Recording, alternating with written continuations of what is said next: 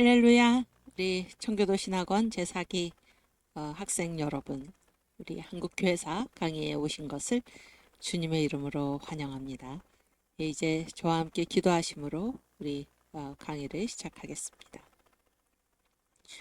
하나님 아버지 감사합니다. 주님께서 저희들을 사랑하여 주시고 이 청교도 신학원으로 불러 모아주셔서 우리 주님의 귀한 학문을 공부할 수 있도록 인도하여 주신 것 감사합니다. 또 저희들을 특별히 주님께서 이 시대의 사명자로 부르셔서 우리 정강 목사님 주께서 세우신 이 시대의 선지자와 함께 예수한국 복음통일을 이룰 수 있고 또 선교 한국의 사명으로 나아갈 수 있도록 저희들을 붙들어 주시니 주님의 은혜를 감사합니다.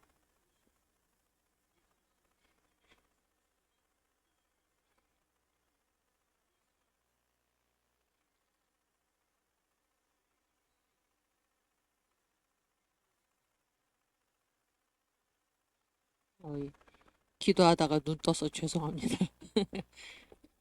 다시 기도하겠습니다.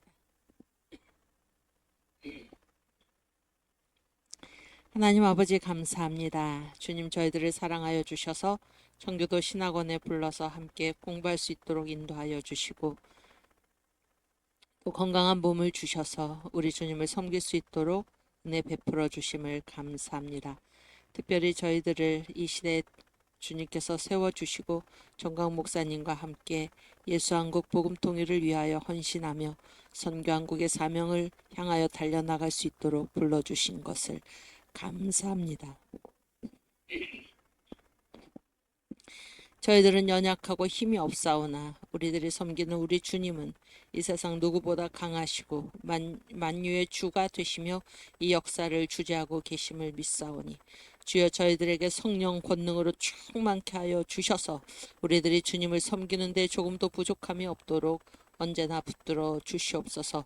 오늘도 정강 목사님을 주께서 붙들어 주시고 이 시대에 이 한국에 주님께서 기뻐하시는 뜻을 제시하면서 이끌어 가시는 목사님께 더욱더 은혜 충만히 부어 주셔서 주님께서 맡기신 이 시대적 사명을 잘 감당하는 목사님으로 주께서 세워주시고 목사님과 함께 이 일에 나선 저희들 모두 저희들의 지정의를 다 주님의 십자가 아래 내려놓고 한마음 한뜻이 되어서 주님께서 인도하시는 손길을 바라보며 달려나갈 수 있도록 인도하여 주시옵소서. 이번 4월 10일 총선에 주께서 저희들을 붙들어 주시사 우리 주님이 기뻐하시고 원하시는 예수한국 복음 통일의 기초가 세워지는 그런 총선이 되도록 주께서 인도하여 주시옵소서. 이 시간 강의를 시작하는 처음 시간이 오니 마치는 시간까지 우리 주님께서 저희와 함께하여 주시며 지혜를 주셔서 주님께서 원하시는 기쁜 공부 시간이 되도록 주께서 인도하여 주시옵소서. 한국교회를 주께서 붙들어 주시사 깨어나게 하여 주시고 한국교회를 통하여 이제까지 이 대한민국을 세우신 우리 주님께서 저희들을 다시 한번 기회를 주셔서 우리 주님으로부터 맡은 사명을 잘 감당하는 교회가 되도록 주께서 인도하여 주시옵소서. 감사하며 예수님의 이름으로 기도하옵나이다. 아멘.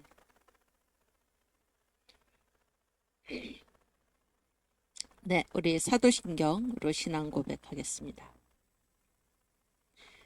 전능하사 천지를 만드신 하나님 아버지를 내가 믿사오며 그 외아들 우리 주 예수 그리스도를 믿사오니 이는 성령으로 잉태하사 동정녀 마리아에게 나시고 본디오 빌라도에게 고난을 받으사 십자가에 못 박혀 죽으시고 장사한 지 사흘 만에 죽은 자 가운데서 다시 살아나시며 하늘에 오르사 전능하신 하나님 우편에 앉아 계시다가 저리로서 산자와 죽은 자를 심판하러 오시리라.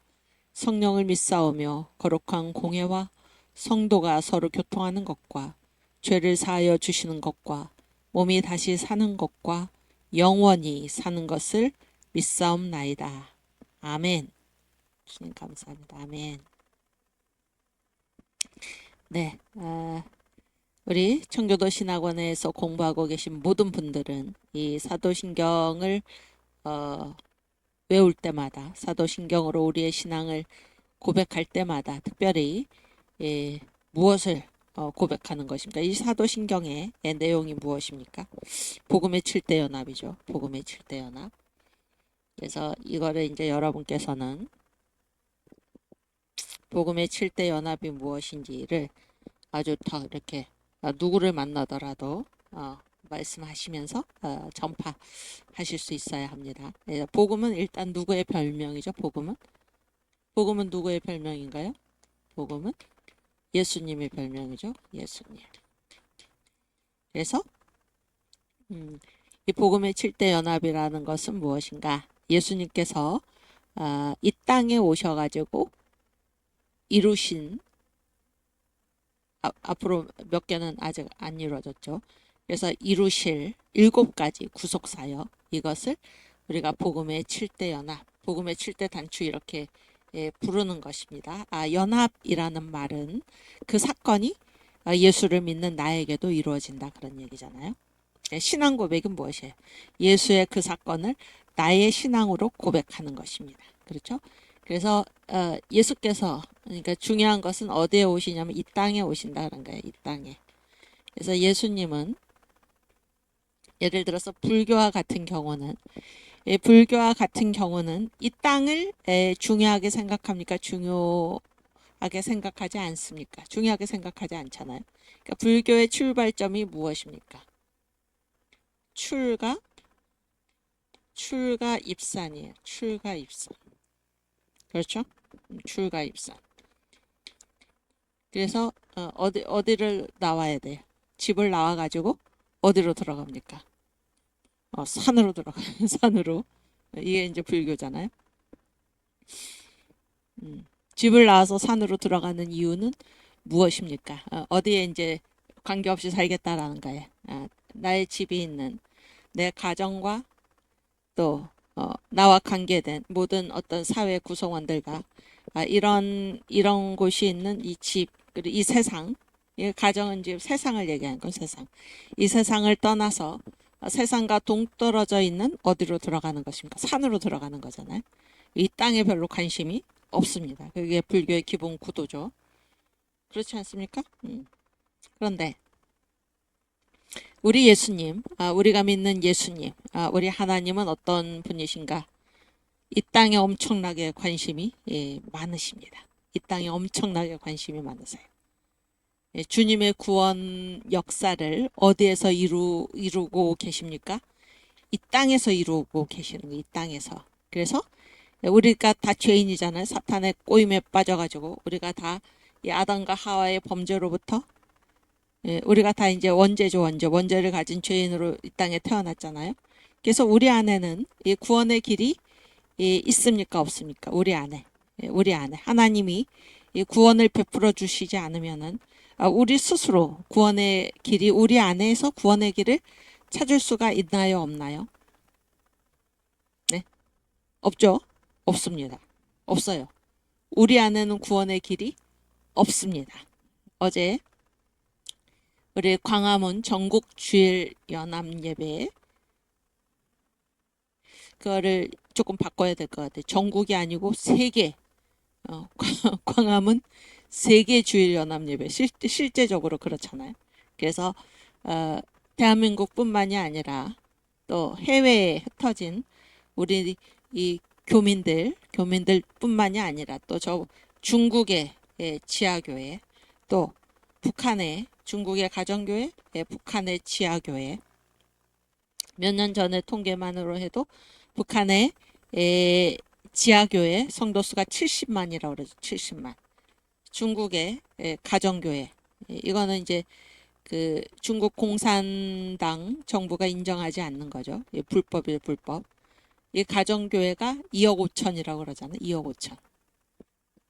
그렇죠? 또 세계에 흩어진 우리 교민들, 한국인 교민들, 다 이 광화문 이승만 광장에서 벌어지는 이 광화문 운동에 지금 함께 하고 있는 것입니다. 그리고 또 대한민국의 교회들, 성도들 함께 예배를 드리는 거니까 이게 이제 광화문 전국 주일 연합 예배가 아니고 광화문 세계 주일 연합 예배, 이렇게 불러야 할 것입니다.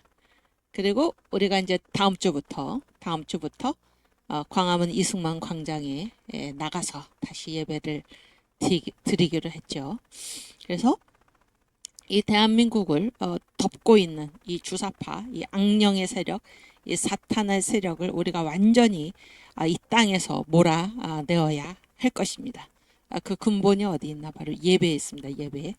우리가 예배를 통해서 광화문 이승만 광장에서 대한민국의 수도 서울, 거기에서도 또 중심인 광화문 이승만 광장에서 우리가 예배를 주님께 드림으로 해서 이 대한민국, 이 한반도를 뒤덮고 있는 모든 사탄의 세력을 우리가 몰아내어야 할 것입니다.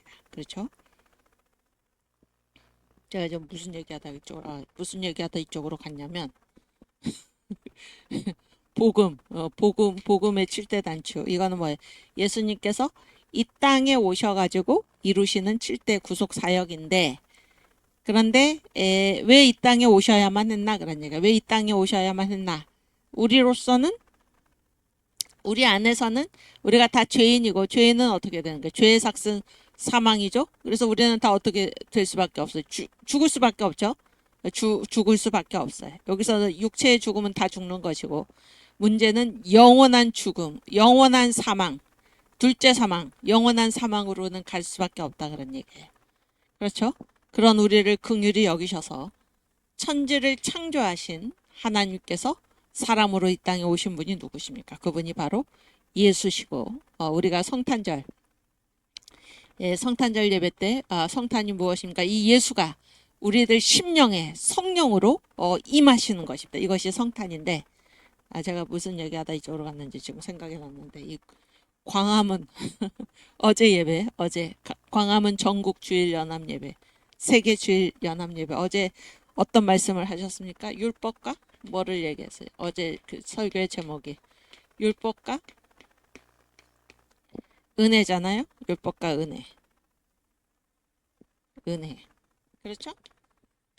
그래서 이제 핵심이 세 가지인데, 첫 번째, 이 율법은 어떤 역할을 하는가? 율법은 율법에서 요구하는 것들을 우리가 감당할 수 있습니까? 없습니까? 없잖아요.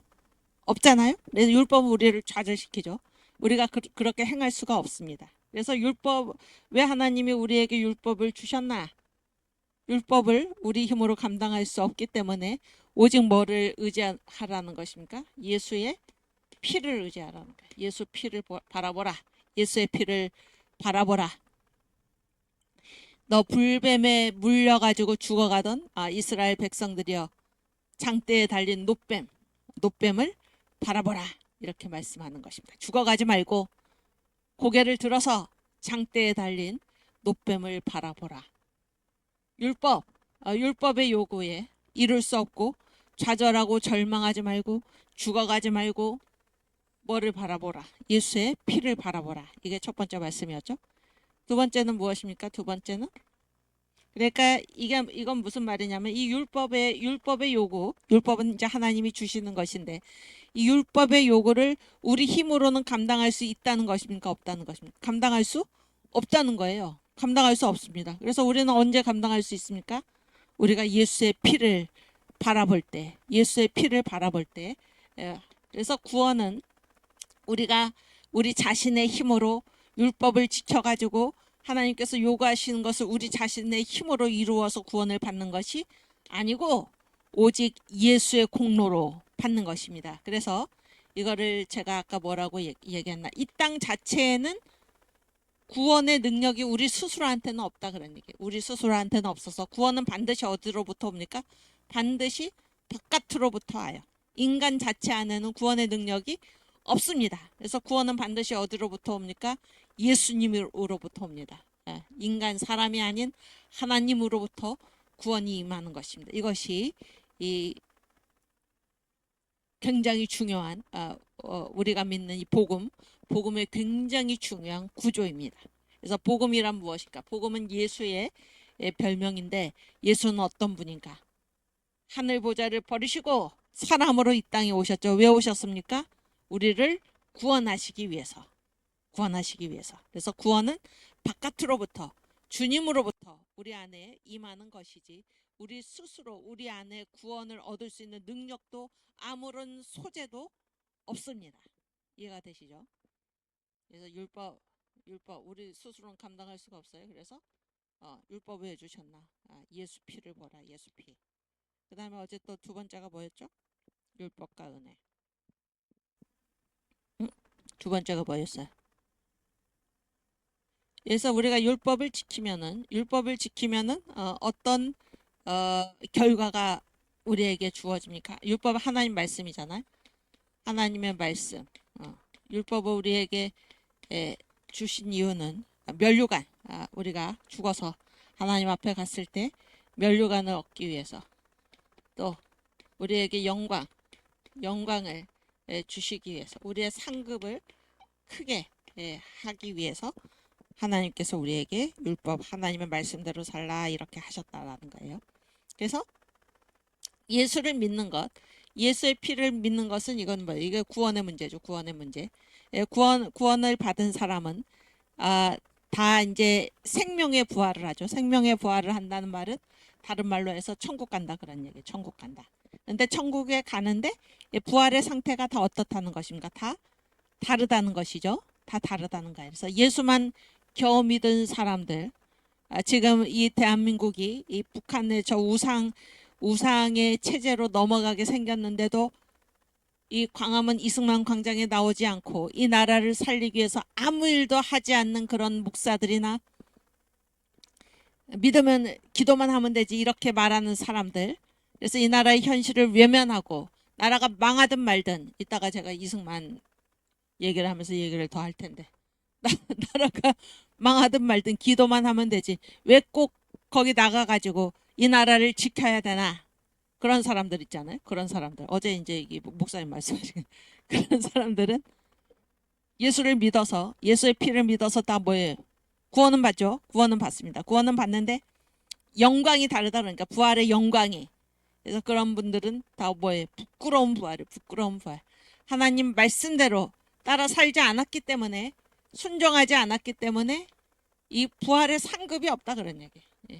영광스러운 면류관이 없고 부활의 상급이 없다 그런 얘기. 부활의 상급이. 그러나 우리가 예수를 믿고 예수 피를 의지하고, 피의 공로를 의지하고 예수를 믿을 뿐만이 아니라 우리가 주님께서 주시는 말씀에 순종해서, 주님께서 주시는 말씀에 순종해서 자기의 지정의를 내려놓고 하나님 말씀에 순종하면은 그렇게 해서 자기를 죽이고 내 안에 계신 예수가 살도록 그렇게 사는 사람은 부활할 때 어떤 부활을 합니까? 영광스러운 부활을 한다는 게, 영광스러운 부활. 그래서 이 면류관의 크기와 영광이 다르다 그런 얘기입니다. 상급이 다르다는 게, 상급이. 응? 그렇죠? 정광 목사님이 고생하신 거를 생각하면은 우리가 뭐 할 말이 없죠, 우리가. 예. 그런데 여러분과 저도 마찬가지고 다 이 시대에 우리가 주님의 명령을 따라서 사노라고 여러 가지, 여러분도 고초를 많이 겪으셨잖아요. 많이 겪으셨죠. 그런데 주님의 명령 따라서 사는 거하고 산 사람하고 그렇지 않은 사람, 예수만 믿고 자기 멋대로 산 사람하고 이 다 이제 구원은 받죠. 구원은 받는데 우리가 다 부활을 하잖아요. 예수 안 믿는 사람도 부활을 하죠. 예수 믿는 사람 부활하는데 부활에는 영광이 다 다르다 그런 얘기. 그러나 예수만 믿고 이 땅에서 자기 멋대로 사는 사람들하고 예수를 믿고 또 주님의 말씀 따라, 주님의 명령 따라 산 사람들하고 이 부활의 영광이 똑같다. 그러면 누가 이런 고생을 하겠습니까? 우리가 하는 고생은 뭐 전 목사님이 겪은 고생과는 비교할 수도 없는 것이지만 누가 이런 수모를 당하고 살겠습니까? 만약에 그 영광이 똑같다고 하면은, 그렇지 않습니까? 그렇지 않나요? 그래서 우리가 하나님의 말씀을 예수를 믿을 뿐만이 아니라 하나님의 말씀대로 우리가 순종하면서 사는 것은 부활의 영광이 다르다는 거예요. 하늘에서 얻을 상급이 다르다라는 것입니다. 그렇죠? 또 율법은 율법은 우리를 어떻게 합니까? 우리의 몸을 우리를 나를 율법이 어떻게 나를 연단시켜 가지고 하늘의 상급이 클 뿐만이 아니라 이 땅에서도 뭐예요? 이 땅에서도 복을 받게 하시려고 주님께서 우리에게 율법을 주신 것이다. 어제 이렇게 말씀을 하셨죠. 우리가 이런 귀한 말씀을 들었는데 그래서 제가 지금 이 복음의 7대 단추 7대 연합은 어디에서의 문제인가? 이 땅에서 주님께서 이루실 7가지 구속 사역이다 그런 얘기. 그래서 이것은 주님이 이 땅에 오셔서 이루셨다. 또 앞으로 이루신다 하는 것은 우리 자체 안에는 구원의 능력이 없다 그런 얘기입니다. 그런데 사람에게 구원의 능력이 있다. 우리가 이 천국을 이 땅에서 이룰 수 있다. 우리 스스로의 힘으로 천국을 이 땅에서 이룰 수 있다라고 주장하는 자들이 누구입니까? 5글자로 무슨 주의자들입니까? 응? 무슨 주의자들이? 그게 바로 공산주의자. 그게 바로 공산주의입니다. 공산주의. 그래서 공산주의가 뭐를 지향합니까? 유토피아죠. 유토피아. 이 유토피아를 어디서 이룰 수 있다라는 거예요. 지상낙원이죠. 지상낙원. 지상천국을 이룰 수 있다라고 주장하는 것이 바로 이 공산주의자들입니다. 어떻게 지상낙원을 이룰 수 있습니까? 있는 자들의 것을 다 빼앗아 가지고 골고루 똑같이 나눠준다. 이렇게 이러한 방식을 통해서 너도 나도 평등하게 지상 낙원을 이룰 수 있다라고 말을 하지만은 이승만 대통령이 재팬 인사이드 아웃과 마찬가지로 커뮤니즘, 공산주의 인사이드 아웃의 능력으로 말씀하신 대로 이 공산주의는 100년 안에 망했죠. 소련 공산주의 혁명이 성공을 해가지고 볼셰비키 혁명이 성공을 해서 한 나라가 공산 국가로 등장한 게 바로 1917년입니다. 1917년. 이 소련이 언제 망했습니까? 언제 망했어요? 소련이 언제 해체가 됐나요? 1990 91년인가요? 92년인가요? 이때 소련이 해체가 된 것입니다. 그래서 89년에 베를린 장벽이 무너지고 90년인가요? 90년인가 91년인가 소련이 해체되고 또 동서독이 통일되는 이러한 일들이 바로 이때 있었죠. 그러니까 100년이 되기도 전에 공산주의는 망한 것입니다. 망한 것이죠. 그런데 아직 그 망하지 않은 이 공산주의 중에서도 완전히 그 기형 변종 돌연변이 이게 어디에 있습니까 지금? 이게 어디에 있나요? 이게 북한에 있죠. 북한에. 그리고 또 지금 공산주의가 소련은 해체가 됐지만은 다시 신냉전 시대를 얘기할 정도로 러시아 그다음에 또 뭐예요 이게 중공은 경제적으로는 자본주의를 받아들이긴 했지만은 저희 정치 체제가 무엇입니까? 공산당이죠. 공산당 일당 독재 아닙니까? 러시아도 마찬가지죠.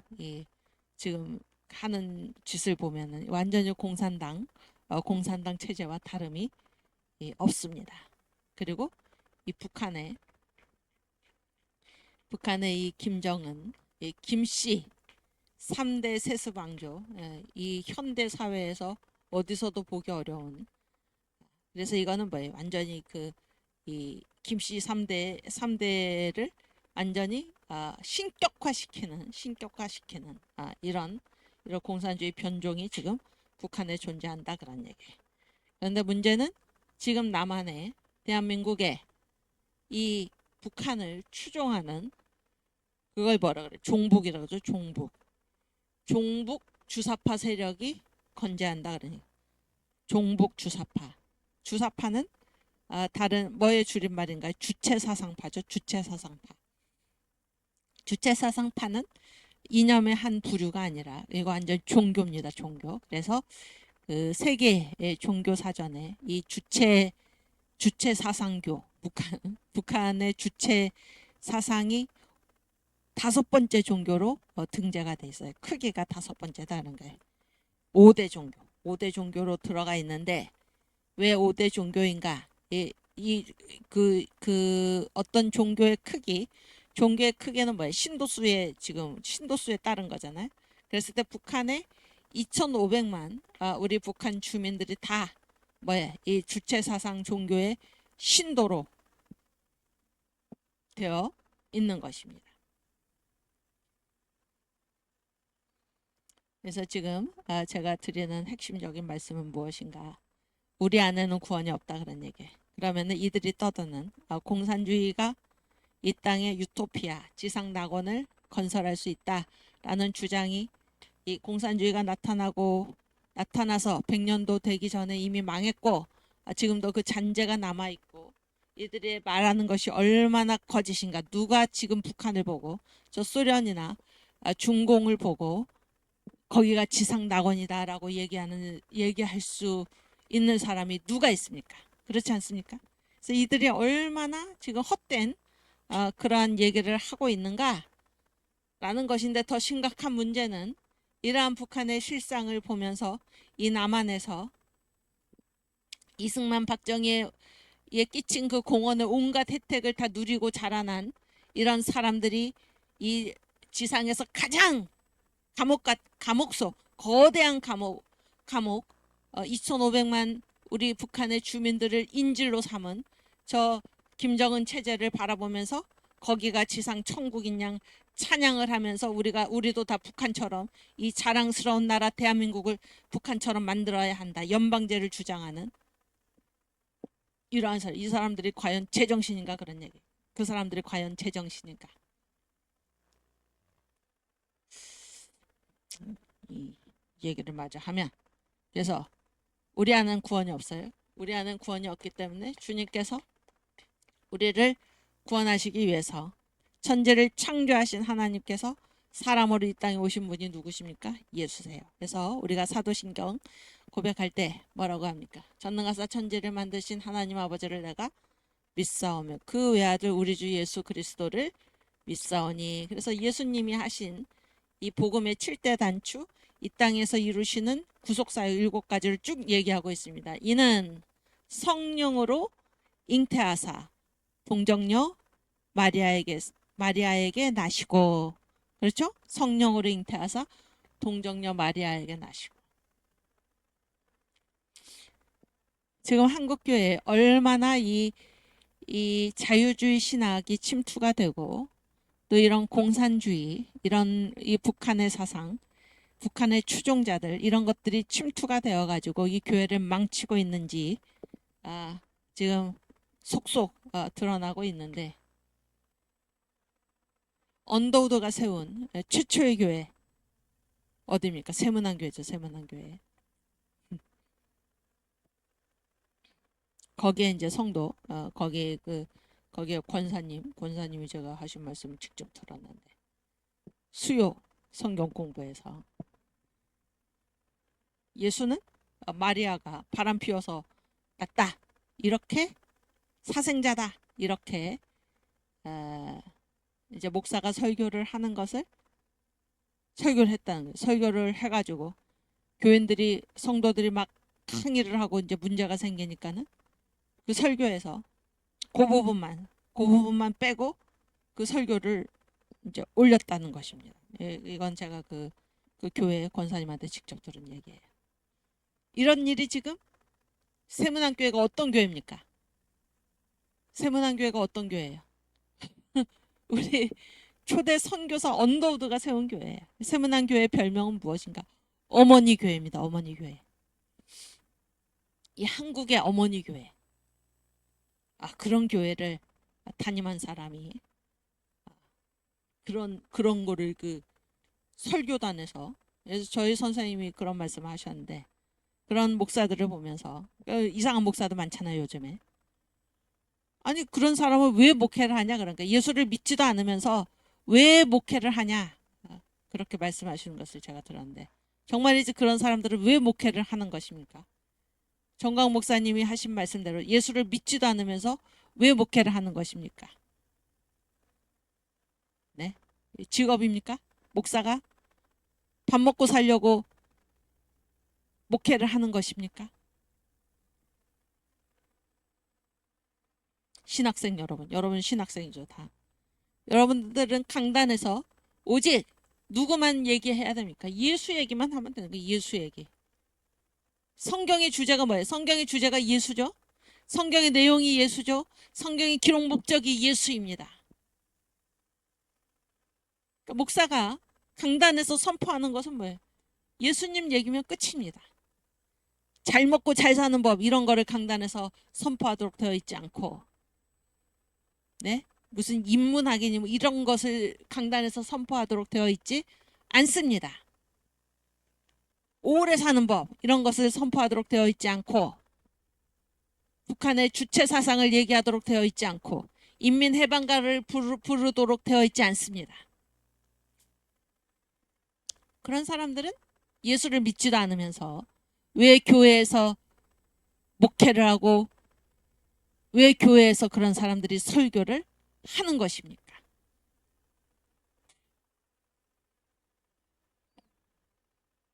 청교도 신학원 우리는 신학은 항상 무엇에 복종해야 합니까? 성경의 관점에 성경에 복종해야 하는 것입니다. 이것을 여러분께서 분명히 하시기를 바랍니다. 그렇죠? 오케이. 그래서 예수께서 성령으로 잉태하사 동정녀 마리아에게 나시고 복음의 첫 단추죠. 예수께서 이 땅에 오셨다 그런 얘기예요. 예수께서 이 땅에 오셨다. 천지를 창조하신 하나님께서 이 땅에 오셨다 그런 얘기. 성령으로 잉태하사 동정녀 마리아에게 나시고 그 다음에 뭐예요? 그 다음이 본디오 빌라도에게 고난을 받으사 십자가에 못 박혀 죽으시고 고난을 받으사. 근데 이게 본디오 빌라도에게 고난받은 것만이 고난이 아니라 예수께서 이 땅에 오신 것 자체가 고난이다 그런 얘기죠. 하나님이 사람으로 이 땅에 오신 것 자체가 엄청난 고난인 것입니다. 그래서 고난을 받으사 그 다음에 무엇입니까? 십자가에 못 박혀 죽으시고 예수가 죽으심으로 우리를 구원하신 것입니다. 그렇죠? 그 살을 찢기시고 피를 쏟으심으로 우리를 구원하신 것입니다. 정광 목사님 7대 명절의 축복을 받자 거기에서 이제 6월절에서 어떤 말씀을 하냐면 6월절은 두 가지다 하는 거예요. 피하고 살이다 하는 거예요. 피와 살. 피와 살. 그래서 피는 뭐예요? 우리의 과거로부터 지은 죄, 우리의 원죄를 다 사는 것이라면 살은 예수 믿고 나서도 사람이 죄를 짓습니까? 안 짓습니까? 죄를 짓죠. 우리의 자아가 십자가에 이미 못 박혀 죽었는데도 이 거짓 자아가 꿈틀대면서 우리가 죄를 짓는 것이죠.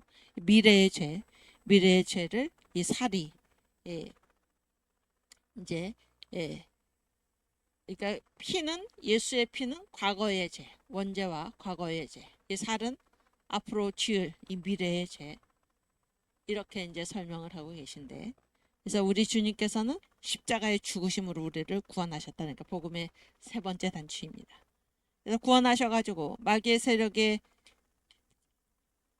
패배하신 것이 아니라 어떻게 하셨습니까? 부활하심으로 하나님께서 그를 죽은 자 가운데서 다시 살리셔서 그렇죠? 승리하신 것입니다. 부활. 이것이 복음의 네 번째 단추이죠. 그러니까 본디오 빌라도에게 고난을 받아서 십자가에 못 박혀 죽으시고 장사한 지 사흘 만에 죽은 자 가운데서 다시 살아나시며 그렇죠? 그 다음에 복음의 다섯 번째 단추가 무엇입니까? 하늘에 오르사 승천이죠. 승천. 하늘에 오르사 전능하신 하나님 우편에 앉아 계시다가, 그렇죠? 그래서 두 가지죠. 하늘의 지성소에서 우리의 대제사장으로서 하늘의 지성소에서 우리를 위해서 하나님 앞에 소곤소곤 중보의 기도를 하시는 분이 우리 예수님이시고, 또 예수께서 승천하심으로 해서 아버지의 약속하신 뭐를 보내주셨습니까? 성령을 보내주셨죠. 예, 승천의 연합입니다. 하나님 보좌 우편에 앉아 계시다가 저리로서 거기서부터 어떻게 하십니까? 산자와 죽은 자를 심판하러 오시리라. 그렇죠? 심판하러 오시리라. 재림, 다시 오신다 그런 거예요. 다시 오신다. 그래서 성령을 믿사오며 거룩한 공예와 성도가 서로 교통하는 것과 죄를 사하여 주시는 것과 몸이 다시 사는 것과, 몸이 다시 사는 게 뭐예요? 이게 바로 왕국의 연합이죠. 왕국, 천년왕국, 왕국의 연합. 우리가 다 이방인들은 다 뭐예요? 부활의 몸으로 천년왕국에 들어가고, 또 유대인들은 육체로 이제 들어가서 그런 얘기죠. 육체로 들어가서. 그래서 왕국의 연합, 이것이 사도신경에 그대로 드러나는 예수, 그리고 성경은 다 이 복음의 7대 단추에 관한 얘기입니다. 7대 연합에 관한 얘기예요. 그래서 이 예수께서 이 땅에 오셔서 이루실 7가지 구속 사역, 이것이 우리 사도신경 신앙 고백의 내용입니다. 오케이. 그래서 여러분이 우리가 한국교회사 강의를 시작할 때마다 사도신경 외우는데, 사도신경의 내용이 바로 이 복음의 7대 연합이다라는 사실을 생각하시면서, 이거를 이제 여러분이 신학을 공부하셨고 그랬기 때문에, 우리 청교도 신학원에서 신학을 공부하셨기 때문에 누구에게든지 이 얘기를 할 수 있어야 합니다. 이 예수를 우리가 증거하는 것입니다. 아시겠죠? 오케이. 그래서 이 역사, 지금 이 한국교회사가 역사잖아요. 역사라는 건 뭐예요? 역사라는 것은 하나님이, 태초에 하나님이 천지를 창조하시니라, 시간의 시작이죠. 그렇게 해서 태초에 하나님이 천지를 창조하실 때 하나님의 눈은 이미 어디에 가 있었는가? 새 예루살렘, 이 역사의 종착지에 가 있었던 것입니다. 그래서 우리가 역사를 공부할 때 하나님이 이 역사를, 구원 역사를 경영하고 계신데 우리를 다 어디로 데려가시고자 하는 것인가? 새 예루살렘으로 데려가고자 하신다. 그래서 우리에게 어떤 시련을 줄 때도 왜 시련을 주시는가? 이 시련이 우리가 가야 하는 새 예루살렘의 주인공으로 우리를 만드는데 도움이 되기 때문에 하나님께서 시련도 주시고 또 복을 주신다. 그 복이 우리가 이 새 예루살렘의 주인공이 되는데 도움이 되기 때문에 복도 주시고, 하나님께서 우리 인생을 이끄시고 이 역사를 이끌어 가시는 모든 하나님의 관심은 어디에 있는가? 우리를 새 예루살렘의 주인공으로 만드시는 그곳에 있다라는 사실을 항상 기억하시기를 바랍니다. 우리 오랜만에 새 예루살렘 찬송 같이 부르겠습니다.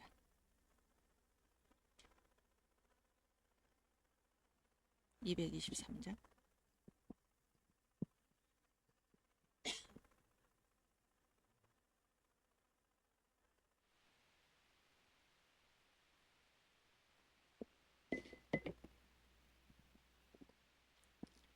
네, 이렇게 부르겠습니다. 세상 모든 수고 끝나 우리 장막 벗고서 모든 근심 걱정 사라진 뒤에 주를 뵙고 성도 함께 면류가 됐으리라. 새 예루살렘에서 성도들이 함께 올 때 기뻐 노래하리라. 새 예루살렘, 새 예루살렘, 호산나를 높이 불러 왕의 왕을 맞으리. 새 예루살렘에서 가는 길이 외로워도 주 날 붙드시리니 시험 환난 근심 걱정 없으며 주를 믿고 따라가면 주의 뜻을 알리라. 새 예루살렘에서 성도들이 함께 올 때 기뻐 노래하리라. 새 예루살렘 새 예루살렘 호산나를 높이 불러 왕의 왕을 맞으리. 새 예루살렘에서 내가 세상 작별하고 눈물 흔적 거둔 뒤 주의 찬란하신 영광 비칠 때 나를 구속하신 주를 기쁨으로 배우리. 새 예루살렘에서 성도들이 함께 올 때 기뻐 노래하리라. 새 예루살렘 새 예루살렘 호산나를 높이 불러 왕의 왕을 맞으리. 새 예루살렘에서 아멘. 아름다운 그곳에서 구속받은 성도와 사랑하는 주를 만나 배울 때 주의 영광 노래하며 영원토록 살리라. 새 예루살렘에서 성도들이 함께 올 때 기뻐 노래하리라. 새 예루살렘 호산나를 높이 불러 왕의 왕을 맞으리. 새 예루살렘에서 아멘. 주여 감사합니다. 아멘. 우리의 최종 목적지는 새 예루살렘이다 라는 사실을 여러분 기억하시길 바랍니다. 그래서 이 땅에서 이 땅이 우리의 최종 목적지가 아닙니다. 우리의 최종 목적지는 새 예루살렘. 이것을 안다면은 여러분께서 이 땅에서 사시는 동안에 모든 관심을 어디에 두고 살아야 합니까? 새 예루살렘, 새 예루살렘. 새 예루살렘에 우리가 어떻게 들어가나? 부활의 몸으로 들어간다. 부활의 몸. 부활의 몸으로 들어가요. 그래서 사람의 몸의 상태는 세 가지라 그랬죠. 이 세상에 살 때가 뭐예요? 육체죠, 육체. 다 육체를 가지고 살죠. 죽으면 어떻게 돼? 영과 혼과 육이 분리가 돼가지고 영은 없어지지 않고 육은 땅으로 가고 혼은 풀어 없어지고 영은 뭐예요? 영은 천국 아니면 지옥으로 가잖아요. 근데 이게 최종 상태가 아니고 우리 주님 오실 때 죽은 자, 주 안에서 잠든 자들 다 데리고 오시고 영혼들 데리고 와서 부활을 시키시죠. 부활을 시키시고 그때까지 살아남은 자도 공중으로 들려 올라가서 몸이 바뀌는 거예요. 육체가 바뀌어서 부활의 몸으로 바뀌는 것입니다. 그래서 이게 부활체인데 우리의 최종 상태는 뭐예요? 부활체예요. 부활체. 그래서 새 예루살렘에 우리는 다 부활체로 부활의 몸으로 들어가는데 이게 그냥 상태만 바뀌는 게 아니라 부활의 뭐가 다르다는 거예요. 부활의 영광이 다 다르다는 거예요. 부활의 영광의 정도가 달라요. 그래서 가장 영광스러운 부활이 뭐예요? 해의 부활이죠.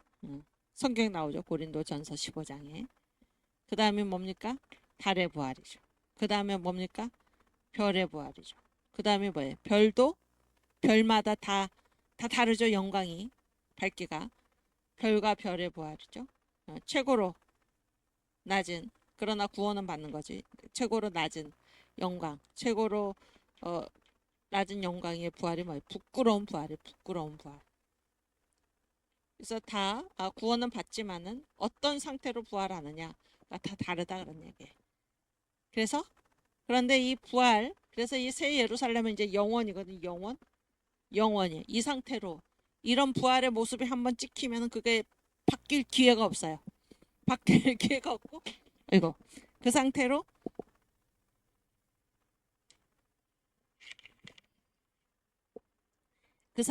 영원히 가는 거예요. 영원히. 그렇죠?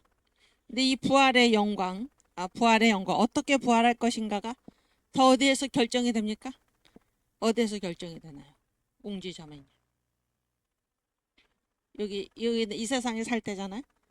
죽은 다음에 천국이나 지옥에 가 있을 때고 이거는 뭐예요? 이거는 이제 이 부활의 몸, 예수님 재림하실 때 다 부활하는데 이 부활의 영광 어떤 모습으로 부활할 것인가가 언제 결정이 된 거예요? 육체일 때 결정이 돼요? 영체일 때 결정이 돼? 이때 결정이 돼? 응? 아니 영광 어떤 영광으로 부활의 영광이 언제 결정이 돼? 언제 결정이 돼? 이 세상에 이 세상에 살 때, 이 세상에 살 때 새 예루살렘을 향하여 이 사람이 얼마나 심고 살았는가. 그래서 부활의 키워드는 뭐예요? 심는 거잖아요. 심는 거. 이거 고린도전서에 지금 다 나오는 얘기죠. 심는 거예요. 이 육체에서 살 때 심는 것입니다. 영광스러운 부활을 통해서 심는 거예요. 아시겠죠? 그래서 이 땅에서 우리의 관심, 우리는 결국 이 땅에서가 마지막이 아니고 부활체가 최후 상태고 이 상태로 영원히 가고 이 새 예루살렘에서 이제 우리가 부활의 몸으로 사는 것인데 영광스럽게 부활하는 게 중요하다 그러니까. 왜냐하면 그 상태로 영원이니까.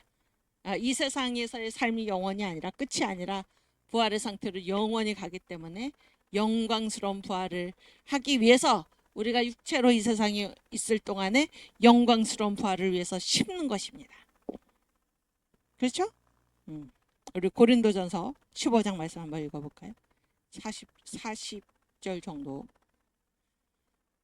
고전 15. 그렇지. 오케이. 함께 읽겠습니다. 하늘에 속한 형체도 있고 땅에 속한 형체도 있으나 하늘에 속한 자의 영광이 따로 있고 땅에 속한 자의 영광이 따로 있으니 해의 영광도 다르며 달의 영광도 다르며 별의 영광도 다른데 별과 별의 영광이 다르도다. 42절 죽은 자의 부활도 이와 같으니. 그래서 영광이 다 달라요. 그렇죠? 부활 때. 그래서 어떻게 해야 돼? 우리가 썩을 것으로 심고 썩지 아니할 것으로 다시 살며. 그래서 썩을 것이 무엇입니까? 언제 있는 거예요? 어떤 상태? 육체지 육체. 그러니까 이 땅에서 살 때 이 땅에서 있는 건 다 썩고 없어지잖아요. 그걸 가지고 심어라 그런 거예요. 뭐를 위해서? 부활을 위해서. 새 예루살렘의 부활을 위해서. 우리가 이 땅에서 심으면은 썩지 아니할 것으로 다시 살아난다 그런 얘기예요. 그렇죠? 또 43절 욕된 것, 다 이 세상에서의 문제잖아요. 근데 욕된 것으로 심고 영광스러운 것으로 다시 살며 약한 것으로 심고 강한 것으로 다시 살며 육의 몸으로 심고 신령한 몸으로 다시 사나니. 육의 몸이 있은즉 또 신령한 몸이 있느니라. 그래서 이 육체가 뭐예요? 육체 상태가 썩을 것, 욕된 것, 약한 것. 그렇죠? 다 했나? 그래서 이거를 이 상태에서 우리가 심으면은 이게 뭐예요? 썩지 아니할 것, 영광스러운 것, 강한 것 이렇게 다시 살아난다는 것입니다. 그래서 우리가 육체의 몸으로 심으면은 뭘로 살아나요? 신령한 몸으로 다시 살아나는데 이 부활의 영광이 다 다르다 그런 얘기예요. 그래서 누가 가장 이 세상에서 지혜롭고 총명하고 누가 가장 그런 사람, 누가 가장 행복한 사람입니까? 우리가 전도하면 사람들이 그러죠. 우리한테 어리석다 그러죠. 우리한테 어리석다 그래. 우리가 어떤 일을 당할 때 하나님께 기도하면 뭐라고? 얼마나 능력이 없으면 자기가 해결을 못하고 하나님께 기도한다고 그러죠. 그런 사람들이야말로 얼마나 어리석습니까? 그렇죠? 얼마나 사람들의 눈에는 우리가 어리석게 보이죠. 어리석게 보입니다. 그러나 뭐예요? 우리는 가장 예수를 믿는 자, 영광스러운 부활을 위하여 새 예루살렘을 위하여 심는 우리가 이 땅에서 새 예루살렘을 위하여 심는 우리가 이 세상에서 가장 지혜롭고 총명하고 행복한 그런 사람들임을 믿습니다. 예수님을 믿지 않는 자들은 이 세계를 알지 못하기 때문에 예수 믿는 자들을 향해서 저 사람들을 왜 자기를 위해 사는 것이 얼마나 중요한데 그런 것을 다 포기하고 저렇게 사는 거 얼마나 어리석은가 이렇게 비난을 하잖아요. 이거 다 몰라서 하는 얘기죠. 몰라서 하는 얘기입니다. 오케이. 그 다음 파워포인트 보여주세요. 그래서 우리가 해야 할 일이 무엇인가? 자유통일. 건국전쟁이 이제 제가 어제 보니까 108만인가요? 그렇게 갔던데 이승만 대통령의 마지막 소원, 그가 눈을 감지 못한 마지막 소원이 무엇인가? 북진통일에. 그래서 그 휴전협정 이승만 대통령은 사인하지 않았죠. 우리나라의 어느 누구도 사인하지 않았는데 그때 북녘 동포들을 향해서 말씀하신 반드시 내가 다시 여러분을 찾아오겠습니다. 이런 말씀 그 못다 이룬 그 소원을 우리가 이루어야 하는 것입니다. 그래서 자유통일, 자유민주주의로 통일해야 되는 거죠. 자유시장경제로 한미동맹으로 기독교 입국론으로 통일을 해야 하는 것입니다. 예수한국 복음 통일을 우리가 반드시 이루어야 하고 또 한미동맹에 또 기독교 국가인 미국과 우리가 동맹을 이루어서 지금 우리가 말하는 것이 무엇입니까? 우리가 말하는 것이 무엇이야? 우리와 미국의 이 동맹 관계는 신앙 동맹이다. 신앙 동맹. 신앙 동맹. 그래서 지금 미국과 이스라엘 사이의 동맹, 문서가 없어도 그들의 동맹이 세계에서 가장 강한 동맹인데 한국과 미국은 더 강한 동맹이다. 그러니까 더 강한 동맹이 될 수가 있다. 왜 그런가? 이스라엘은 뭐예요? 유대 구약 신앙이잖아요. 구약 신앙. 그러나 미국은 무엇입니까? 신약 신앙이죠. 신앙. 그래서 유대교와 이 미국의 그런 동맹보다 같은 신앙을 공유하는 이 개신교도 한국, 대한민국과 미국 이 동맹이 훨씬 더 강한 신앙 동맹으로 우리가 함께 할 수 있다 그런 얘기를 하고 있잖아요. 한미 동맹. 그다음에 경제 성장. 경제 성장이라는 것은 뭐예요? 여기서 성장이라는 단어는 분배에 반대되는 말입니다. 분배. 그러니까 이렇게 골고루 나눠주고 같이 사는 거, 같이 사는 거 굉장히 중요하죠. 근데 무엇을 통해서 골고루 나눠주고 같이 살 수 있나? 성장을 통해서 혜택을 주고 이 사회에 뒤처진 자들을 돌보고 하는 것은 굉장히 중요한 문제죠. 그런데 그 동력을 어디에서 가져오나 북한이 얘기하듯이 공산주의자들이 얘기하듯이 있는 사람들의 것을 다 뺏어다가 그것을 가난한 사람들에게 사회 모든 사람한테 다 나눠준다 그러면 그거는 망하고 마는 길이잖아요. 그래서 경제 성장이라는 이 말은 이 분배에 반대되는 말입니다. 분배에 반대되는 말이에요. 그래서 성장을 통해서 사회가 고루고루 잘 살 수 있도록 이렇게 얘기하는 것이 바로 경제 성장입니다. 그렇죠? 전 목사님 요즘 광화문 7대 결의사항 6개 결의사항을 우리가 다 가입을 하면 또 이루면은 어떻게 되는 것입니까? 그 자체에서 이렇게 전 국민이 다 잘 살 수 있도록 힘이 나오는 것입니다. 성장을 통한 것이다라는 것이고 우리가 이제 이 하나님이 우리한테 이런 기반을 이미 다 주셨다는 거예요. 우리가 이걸 실천을 안 해서 그렇지 이미 다 기반을 주셨다는 것입니다. 그래서 우리가 마음을 모아서 이 광화문 6대 6가지 사항을 우리가 다 순종을 하고 결의를 하면은 결의를 하면 그동안 이 자본주의 사회에서 뒤처졌던 그러한 사람들까지 우리가 이 6대 결의 사항을 한 그 힘으로 이 유대인의 공동체를 능가하는 그러한 나라를 만들 수 있다 그런 얘기잖아요. 대단히 귀한 말이죠. 그래서 이 광화문 천만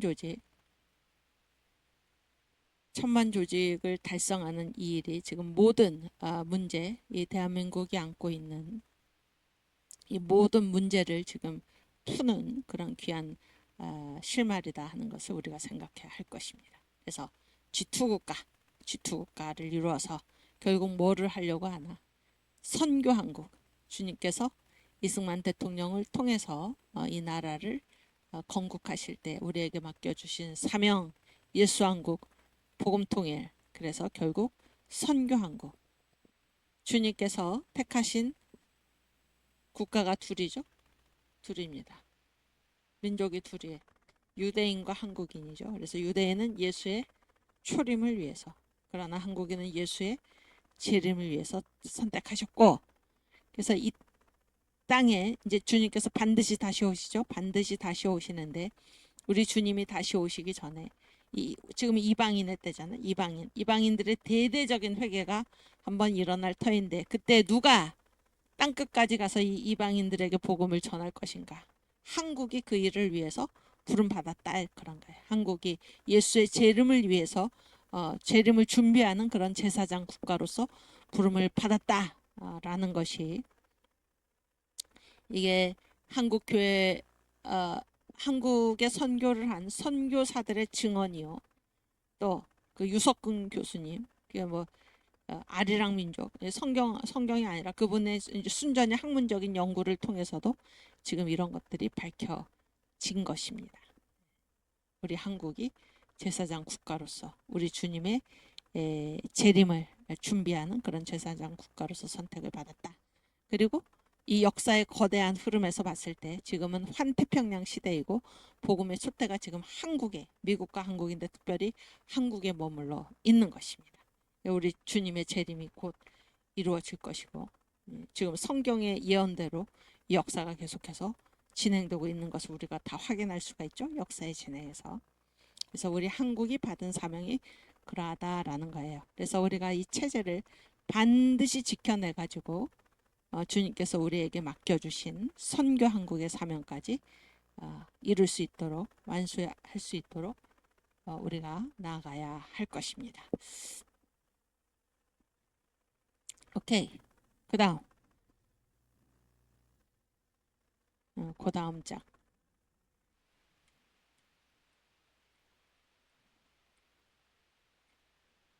우리 그 선교한국 찬양 한번 부를까요? 선교한국.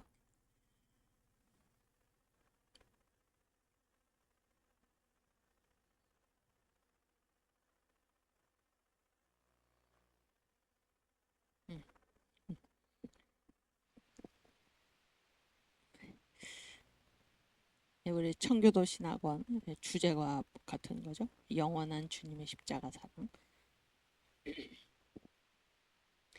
영원한 주님의 십자가 사랑 우리를 재촉하시네. 복음 들고 예루살렘 향해 일어나 너 거침없이 나아가라. 오직 고난 핍박이 와도 우리 믿음 더욱 견고해 선포하리 하나님 나라 주님의 교회 승리하리라. 아멘. 주님의 명령 따라 한국교회 일어나리라. 죽음 앞에서라도 돌아서지 부흥의 불길 따라 선교 한국 일어나리라. 우리 주님 다시 오실 때까지. 아멘. 우리 선교한국의 사명을 반드시 우리가 감당해야 할 것입니다. 오케이.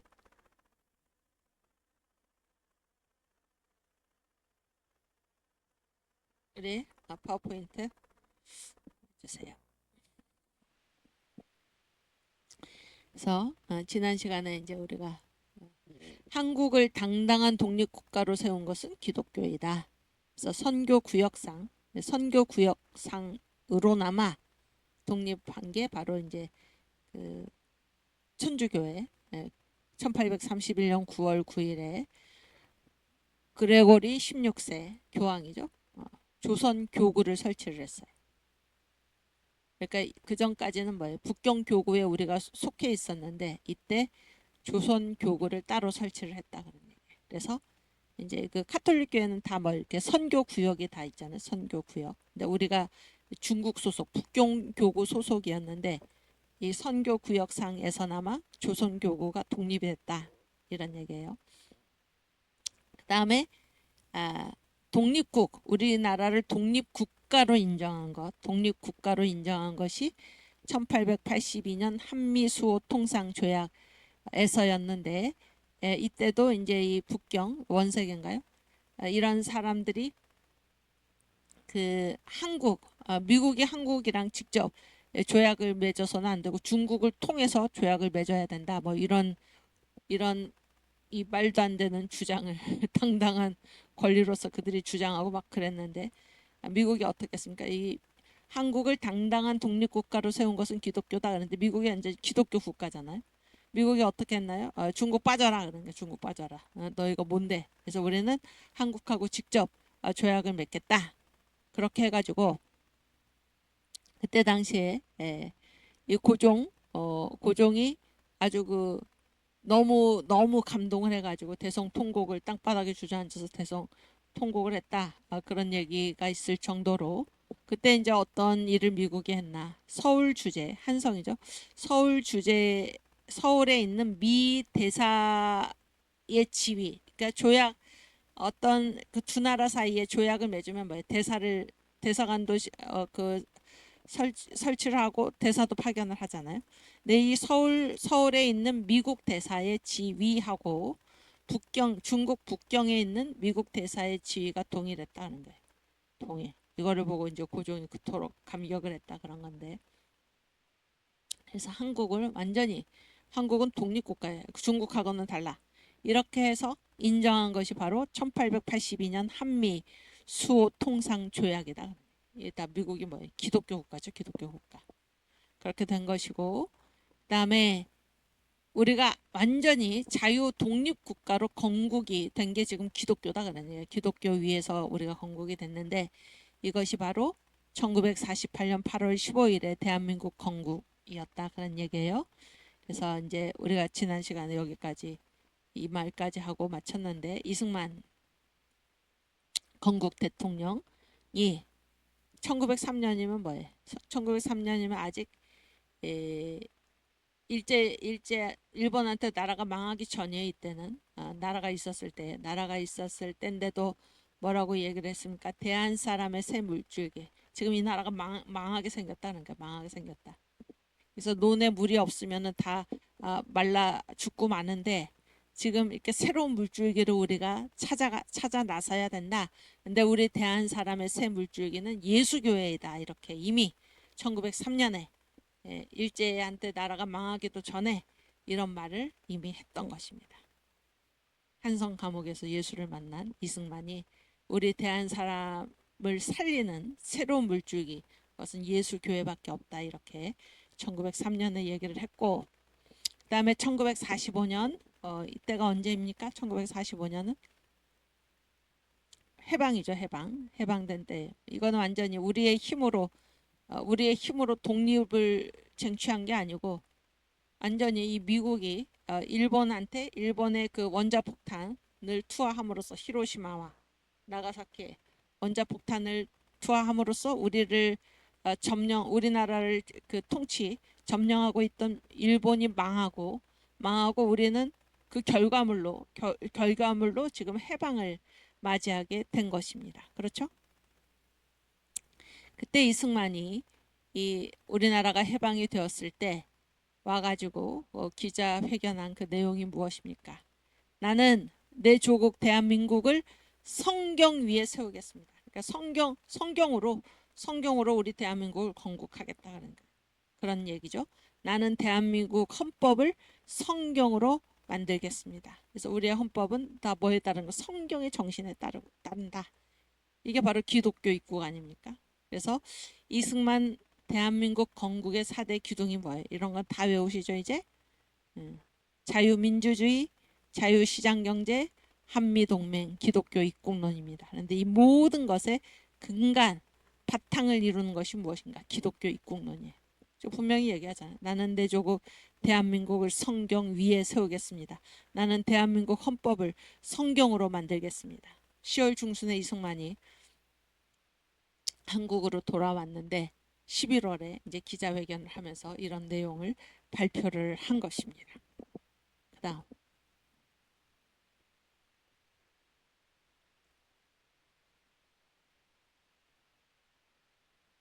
네.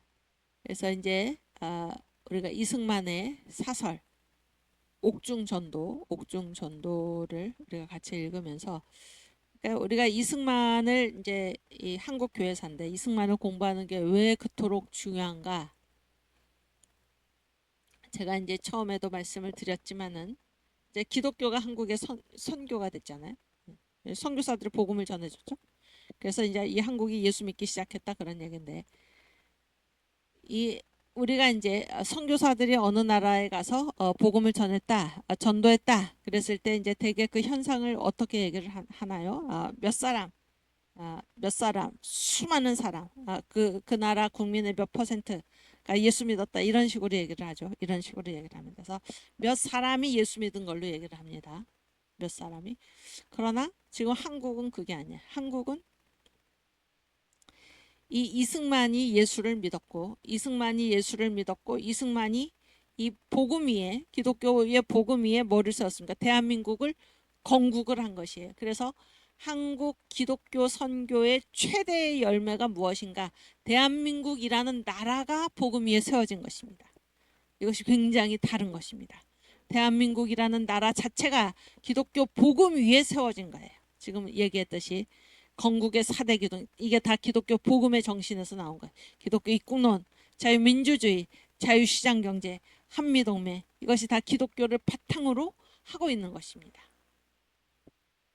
그래서 이 한국에 지금 기독교가 선교가 되었는데 그 최대의 열매가 바로 대한민국 건국입니다. 그 매개체 역할을 한 인물이 바로 이승만입니다. 그래서 우리가 지금 이 과목의 제목이 그 한국 교회사인데 한국 교회사에서 이 이승만이 차지하는 위치는 다른 무엇으로도 바꿀 수가 없을 정도예요. 그토록 이승만이 중요합니다. 그래서 자꾸 제가 여러분에게 이승만 얘기를 하는 것입니다. 이승만은 1875년생이잖아요. 1875년. 그래서 언제 이승만 대통령께서 언제 서거하셨습니까? 1965년에. 그래서 90세를 이제 사셨죠.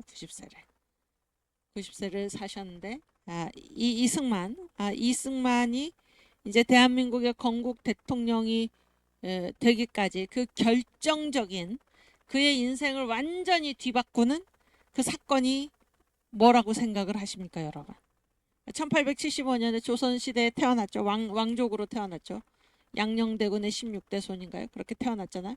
왕족으로 태어났는데 별다른 희망 없이 그가 그래서 그의 아버지 때선가요? 이게 그 왕족의 지위를 박탈당했잖아요. 박탈당해가지고 대접도 받지 못하고 그렇게 해서 황해도 쪽으로 쫓겨가서 살다가 그의 어머니의 결단으로 다시 이제 그 서울로 옮겨온 것이죠. 서울로 옮겨왔는데 그렇게 해서 이제 뭐 과거 시험에 어떻게든 그 합격을 해가지고 다시 벼슬의 길로 나아가는 이런 그때 당시에 조선조에 태어났던 이 양반 그리고 또 왕족 이러한 그 꿈을 가지고 살아가던 중에 이 과거 시험 자체가 이제 없어지지 않았습니까? 없어졌으니까는 자기가 평생 이거 하나만 지금 바라보고 살아왔는데 지금 이 자체가 제도 자체가 없어진 거예요. 제도 자체가. 그래서 그 헤매던 이승만을 친구가 권유해가지고 어디로 가게 됩니까? 배제학당이라는 선교사가 세운 학교로 가게 되는 것입니다. 가게 됐어요. 그런데도 이때도 뭐 이승만의 삶이 완전히 결정적으로 여기서 변화됐다가 아닙니다. 이승만은 예수를 믿지 않은 거예요. 그러나 이승만이 언제 이렇게 완전히 새로운 사람, 새로운 인생으로 바뀌게 됐냐? 언제 그랬습니까? 한성 감옥에서 죽어가던 그가 누구를 불렀습니까? 예수를 불렀습니다. 예수. 내가 영어 공부하기 위해서 신약 성경을 읽었는데 그때 보니까 신약 성경에 계셨던 예수시여, 당신이 정말로 살아계신다면은 나를 살려주십시오. 그러면은 내가 내 평생을 주님과 또 내 조국을 위해서 살겠습니다. 이런 서원 기도를 했을 때 주님께서 그를 만나 주셨고 성령 세례까지, 성령의 은사, 인사이드 아웃, 직관력, 바깥에서 내면을 바로 꿰뚫어 보는 그런 직관의 은사까지 베풀어 주셨던 것입니다. 그래서 이승만이 평범한 한 사람에서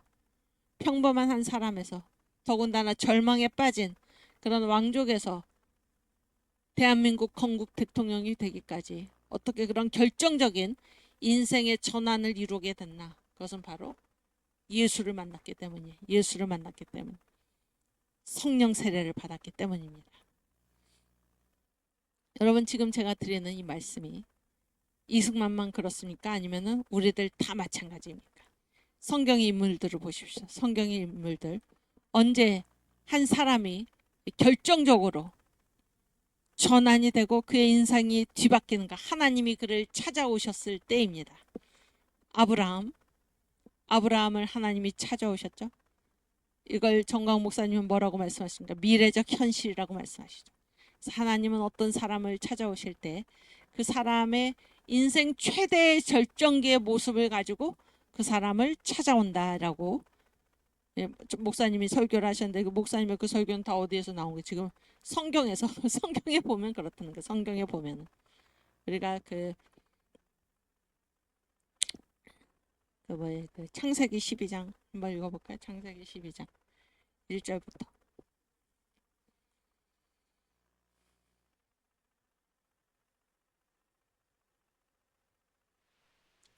여호와께서 아브람에게 이르시되 너는 너의 본토 친척 아비 집을 떠나 내가 내게 지시할 땅으로 가라. 내가 너로 큰 민족을 이루고 내게 복을 주어 내 이름을 창대케 하리니 너는 복의 근원이 될지라. 너를 축복하는 자에게는 내가 복을 내리고 너를 저주하는 자에게는 내가 저주하리니 땅의 모든 족속이 너를 인하여 복을 얻을 것이니라 하신지라. 언제 그 사람의 인생이 그저 그렇게 살다가 언제 그 사람의 인생이 완전히 뒤바뀌어집니까? 하나님이 그를 찾아오신다. 그러니까 하나님이, 그렇죠? 이승만 대통령이 자연인 이승만한테 대한민국을 건국할 무슨 능력이 있습니까? 그런 신앙이 있었습니까? 아니죠.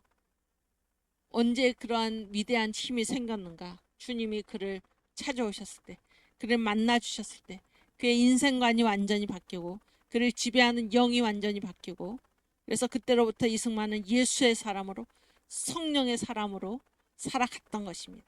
여러분, 우리가 이 세상을 살 때 우리 인생을 완전히 결정적으로 뒤바꾸는 그 유일한 사건은 무엇인가? 바로 예수를 만나는 것입니다. 성령 세례를 받는 것입니다. 성령 세례를 받는 거예요.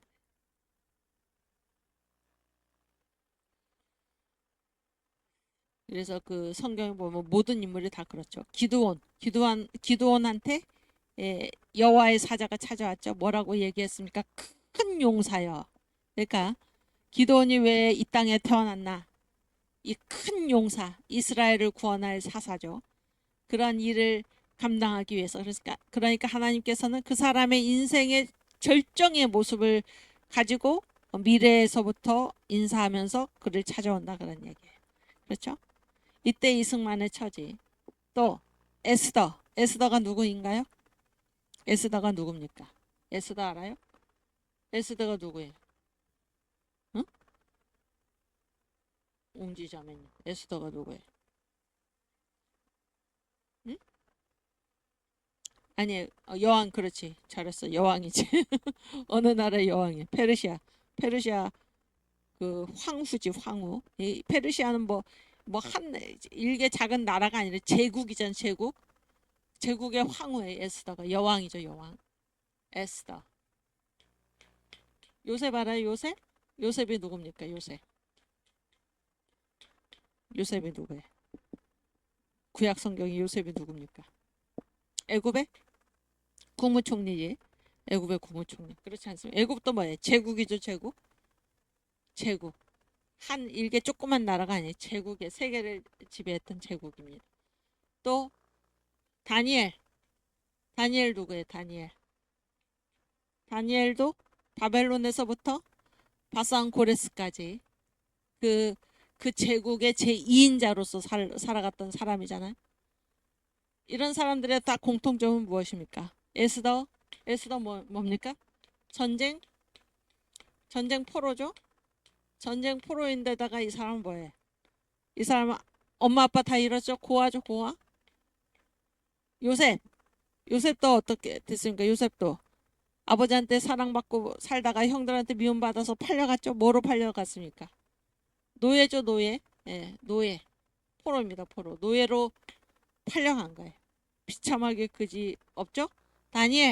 다니엘도 뭐예요? 다니엘도 전쟁 포로로 가장 비참한 그런 상태입니다.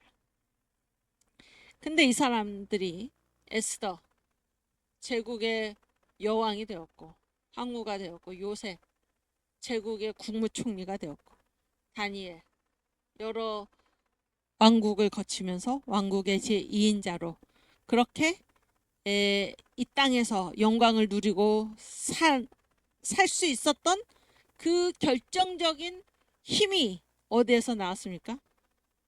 주님으로부터 나온 거예요. 주님으로부터. 하나님이 이들과 함께 계셨기 때문입니다. 제가 이제 그 전 목사님 설교를 들으면서 이 세 사람을 얘기를 하시면서 뭐라고 말씀하셨나? 이 사람들이 황후가 되기 위해서 무슨 학원을 다녔습니까? 그런 말씀을 하시는 걸 제가 들었는데, 여러분, 이제 우리가 이 세상에 있는 사람들이 어떻게 합니까? 뭔가를 하기 위해서 막 학원을 다니고 그러죠. 학원을 다니고. 그런 게 아니고 누구를 만난 것입니까? 하나님을 만난 거예요. 하나님을. 예수를 만나고 하나님을 만나고 하나님의 말씀에 절대 복종할 때, 하나님이 이들과 함께 계실 때 이들이 황후의 위치에까지, 국무총리 위치에까지, 제국의 수상 제2인자의 위치에까지 갔다, 그런 얘기예요. 그러니까 이 사람의 일생을 변화시키는, 전환시키는 결정적인 힘은 어디에서 나오나? 주님으로부터 나온 거예요. 주님이 함께 하시면 가능하다, 그러니 주님이 함께 하시면. 이승만 역시 마찬가지. 이승만도 모든 희망이 사라지고 자기의 출세의 길이 막히는 듯 보였고, 그렇죠? 그리고 또 이 나라를 살려보겠노라 싸우다가 이제 감옥에 갇힌 죄수의 사형수, 무기징역의 그런 신세가 되었을 때, 죽을 수밖에 없었던 그때에 누구를 만났습니까? 예수를 만났어요. 예수를 만나고 성령 세례를 받자 이 사람의 일생은 이전까지의 모습하고는 전혀 다르게 전개가 된 것입니다. 우리가 이 인생을 살면서 가장 먼저, 가장 중요하게 해야 할 일은 무엇인가? 예수를 만나는 거예요. 예수를 믿고 구원받는 것입니다. 제가 요즘 정광 목사님 설교, 그 예배에 참석하면서 들은 설교 중에 가장 인상적인 구절 중에 하나가 무엇인가? 왜 사람들이 예수를 믿지 않는가? 팔복설교였죠. 팔복설교 뭐라 그랬어요? 심령이 가난한 자는 복이 있나니 천국이 저희 것임이요. 근데 이 심령이 가난한 자가 무엇이에요? 가난이라는 말은 다른 말로 겸손하다라는 것이죠. 심령이 가난의 반대가 부요한 것이니까 심령이 부요한 자는 다른 말로 뭐예요? 교만한 자죠. 누가 교만한 자인가? 심령이 가난하면은 천국이 저희 것이 되는데 심령이 교만하면은 저희가 천국이 저희 것이 되지 못하죠. 그럼 누가 교만한 자인가? 누가 교만한 자인가? 예수를 믿지 않는 심령이 가난한 자, 마음이 겸손한 자는 곧 누구라는 것입니까? 예수를 믿는 자라는 것입니다.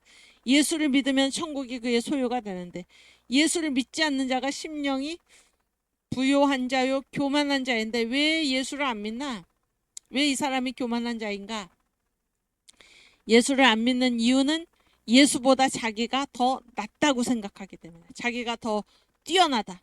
예수보다 자기가 더 머리가 좋다. 완전히 바보죠, 바보. 전 목사님의 특별 용어가 있는데 제가 쓰진 않겠습니다. 그래서 완전히 바보, 완전히 바보. 이 세상에서 가장 멍청한 그런 사람들이 예수를 믿지 않는 자들입니다. 왜? 자기를 어떻게 생각하는 거예요? 천지를 창조하신 하나님보다도 자기가 더 머리가 좋다. 자기가 더 뛰어나다. 그래서 나는 예수를 믿지 않는다라는 것입니다. 사람들이 예수를 믿지 않는 것이 그러한 발상의 결과이다라고 생각하면 예수를 안 믿겠습니까? 그 정도로 사탄이 어떻게 하는 거예요? 사탄이 완전히 막아놓는 것입니다. 예수의 얼굴에 있는 복음의 광채가 비치지 못하도록 사탄이 완전히 그를 마음을 혼미하게 해서 막아놓는 것입니다. 그렇죠? 우리 그 고린도 후서 4장 4절 말씀 4절부터 6절 말씀 같이 읽겠습니다.